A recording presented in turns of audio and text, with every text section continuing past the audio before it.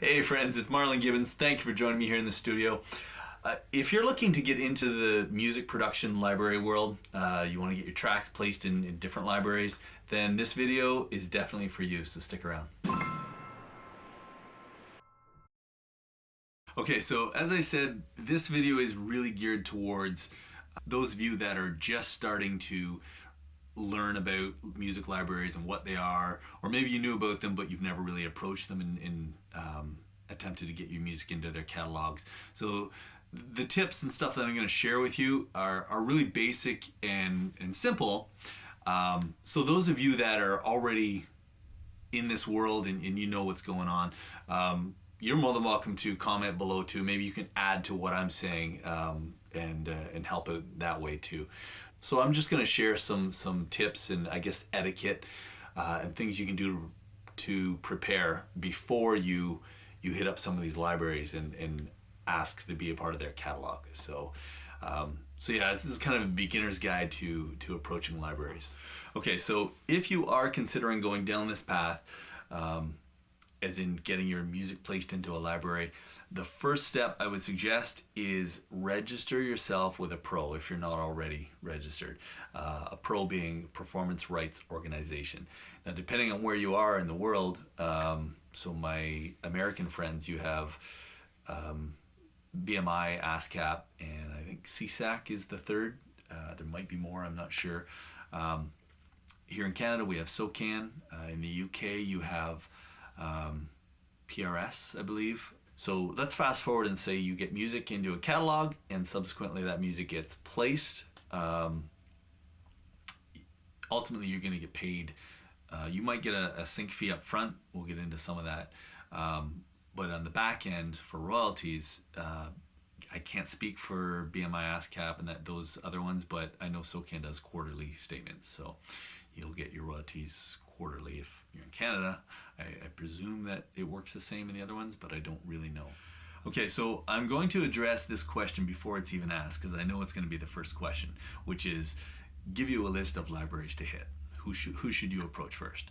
I would be getting ahead of ourselves here to give you a list. And then also, I don't have a special list of libraries that are going to give you any better odds than if you go to Google and simply type in top 10 music production libraries or the best music production libraries of 2017 or most popular library. There's a million different keyword searches you could use in Google to find a bunch of libraries. You still have to put in the work. You still have to research these libraries and find out if they're applicable to you. I don't have a ton of subs, obviously, but of you that are interested in going down this path, I'm sure there's a huge diversity of styles that you all write. Some of you might have a singer-songwriter background, more acoustic, organic.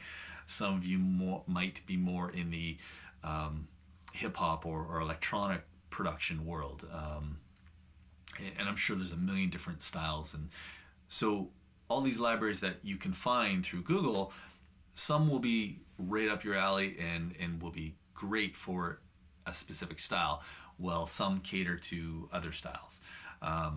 So the point I'm trying to make, sorry, is just that, so I'm kind of rambling, but the point I'm trying to make is that you need to research these libraries. Any just one generic library isn't necessarily going to be the best choice for you to approach. So that having said that, Google is your best friend. I don't have a list. I'm not, and again, as I've said before, I'm not trying to sell you anything. I'm just trying to share with you my experiences, and what I can share with you is how to prepare once you've found a library or a few of them that you might want to knock on their door. I can help you prepare for knocking on their door, but you have to do the research and decide whether they're the best fit for you or not, because there's a lot of criteria that is involved once you've found a library too. So, which we'll get to that next. Okay, so let's say you have a list of libraries that you've got from Google. The first thing I would suggest to do is listen to their catalog. Go straight to their catalog and listen to a ton of tracks. It's time consuming, absolutely, but it's of value. It's going to help you discern a lot of things about the library. How big is their catalog? Are you looking to compete with thousands and thousands of other tracks? Or is it a relatively small, maybe more boutique catalog, and there's only a few hundred tracks? Maybe they just got started at, for whatever reason. So decide too where you want your music sitting. And now this part is kind of subjective too. I personally wouldn't do the shotgun approach where you hit up every library that you possibly can and submit your tracks all over the place. That's your call. I'm just saying my personal opinion is to find a few libraries that you can really identify with and that you could potentially build a relationship with and work with those people. But again, totally your call. So look at the catalog, look at the size of the catalog, look at the quality of production in their catalog. Do you have some work to do before you submit to them to catch up to their quality? Are you on par already? Or maybe the quality of the work you're not impressed with at all, and in which case do you want to be associated with that library? Also, go to their, if they have an about section or anything that would tell you about how they got started and who runs the company. Not just runs it, but who is the team made up of. Get some background information as much as you can. Some are more revealing in that department than others. You can find out who the artist relations team is and who you could be corresponding with. It's good to know about them too, as much as they offer. It's certainly going to help you if you do get into correspondence with them. I'm sure they would appreciate that you've taken the time to go through their catalog and learn about them. So definitely look at the who and the team and obviously their catalog. And I guess the other, go through their whole site. But the last section I would say is the contact form.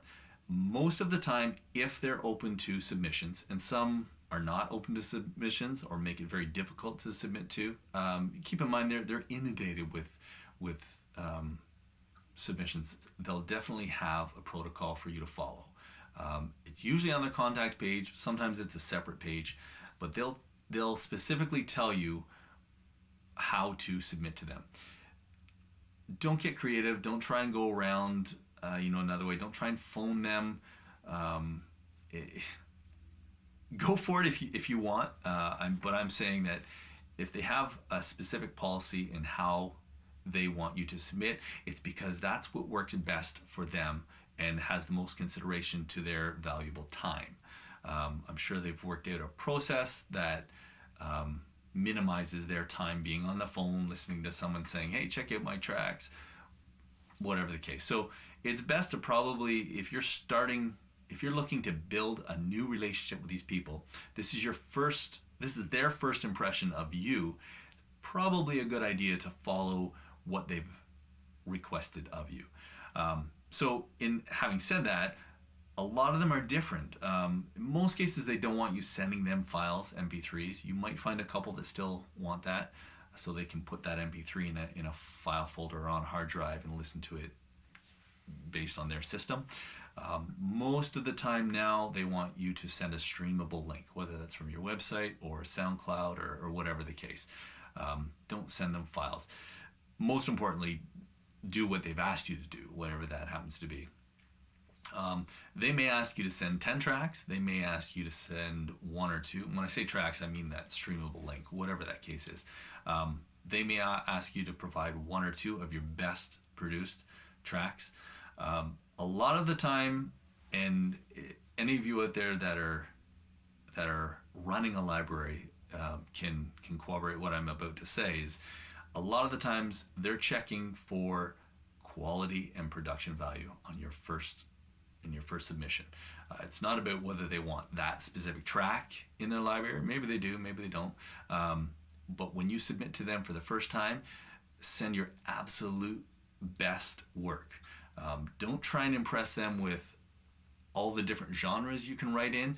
That's always been a hot topic as well. Should you try and showcase all the styles you can write in? My personal experience and my opinion is don't try and impress them with everything you can do. Instead, send them 1 or 2 of your best, maybe 3. They might tell you how many they want. Try and impress them with how great your production value is. Make it shine. I can't tell you what good production value is. It's kind of one of those things you just need to hear. So that's usually what they're looking for off the hop. So their contact page will likely tell you how to submit to them, provided that you've checked out their entire site and you feel that this is someone you want to work with. Okay, so I'll touch on etiquette. A few tips is that I've said this in my other videos too, is that you're making a first impression. So be polite and be professional. They're going to remember that. So keep in mind, you want to build a relationship with these people. You want to get your tracks placed in their catalog and hopefully into TV shows or media, advertising, that kind of thing. If you can start it out great, maybe you can develop a relationship where you start getting calls when they have special urgent projects, as opposed to a client going through their catalog saying, we want that piece. It's just, there's so much of it, I can't stress enough, so much of it is about just being dependable and easy to work with and communicate with and that kind of thing. So start it out. You're going to make a first impression, start it out right, and do what they've asked you to do. And when you're talking to them, be brief. If you're submitting to them, obviously don't send a whole bio and all this other stuff about, awards you won 10 years ago and that kind of thing.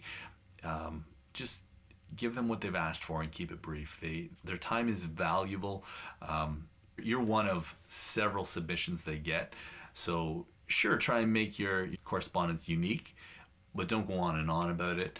Their time is valuable, and you'll probably do better to respect the fact that their time is valuable as opposed to trying to offer them up a bunch of information of awards maybe you won 10 years ago. You're offering them value, they're offering you value. It's a relationship, partnership. So that's etiquette. Okay, so I guess to recap, I would say look at these different libraries that you find. Look at the size of the libraries, or rather the size of their catalogs, and decide whether you want to be a part of a huge catalog with thousands of tracks. I know that doesn't sound appealing, but maybe because they have so many tracks that tons of very high profile clients use them. So the other side of that is maybe you want to go with a smaller boutique library, and they may not have nearly as big a catalog, but they may still have great clients, and maybe your chances are better because you're not fighting against so many other thousands of tracks. There's pros and cons to both. Weigh them out. So look at the catalog. Look at the production quality. Do you want to be affiliated with that and have your tracks in there? So the size of the catalog, find out who they are before you contact them, what they're about, where are they, which country. It would certainly play into where your tracks are going to get placed. Are they in North America? Are they in Europe? What kind of shows? What networks? That kind of thing. So learn about them. Find out what their protocol and their processes are for submitting to them. Find out if your music, look at whether your music is applicable to what they represent. What else did I say? If you're going to reach out to them, if it's an email or a form on their website, be polite, be professional, spell check. If you're addressing them by name, make sure you get the right names. Try and avoid any kind of slang or anything like that, and just be professional. But I think the biggest thing is approach this. This is your first chance to set a first impression. So kind of, cross your T's, dot your I's. And I just mean make sure your music is kind of what they're asking for. Look at the best production value you can submit. And one thing I didn't mention, which I'll mention here, they may or may not say up front what their agreement terms are, whether it's a 50-50 split. Maybe they get the publishing rights and you get the writer's credits. That kind of gets a little more advanced, but it's definitely something to consider if you get into negotiations or talks with them. In most cases, how it will work is if they do accept your music into their catalog, they'll send you what an agreement looks like. You don't have to sign it, of course. Review it and then decide whether that's fair to you or not. I can't tell you what's fair for you. You need to determine that yourself. So I hope you found some of that interesting. I realize that that's kind of beginner level information. I wanted to target those of you that are kind of just starting out or looking to get into this industry. As I just said, those are all, I think, important things that will give you a better chance. There's always going to be those gray areas and those libraries that operate outside of everything I've just explained, and I can't account for those. I'm just telling you, as always, I'm not selling you anything. I'm just telling you what has worked for me, and the mistakes I've made. Share the mistakes I've made with you that hopefully you don't make. So I hope that was helpful. I appreciate all the comments and direct messages and likes. And please subscribe. Again, thank you so much for tuning in, my friends. And we'll talk to you next week.